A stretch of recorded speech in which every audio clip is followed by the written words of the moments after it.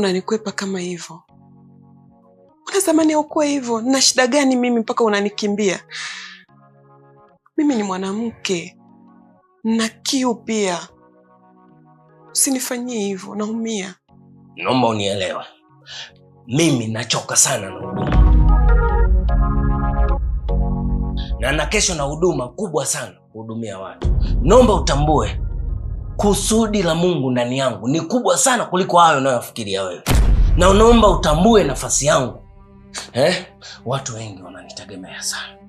So, unavyofikiria vitu vyako vya kijinga bila kufikiria huduma ambayo nimepewa na Mungu, unanikosea na unanikwaza. Wala umenikwaza sana. Kesho nina huduma. Elewa huduma. Natakiwa nipumzike. Baadaye uniache, niwaze, nibeba maono wa Mungu, lakini wewe unaanza kunichosha. Lakini mimi ni mwanamke na uhitaji haki yangu kupata.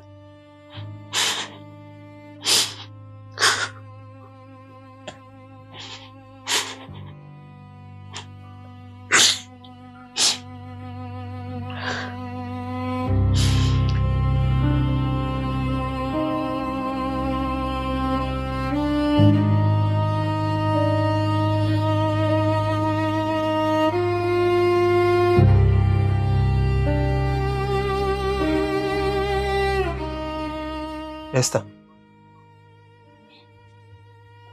hivi unataka nitumie lugha ya namna gani juu ya wewe ukaribu ulionao juu ya kanisa?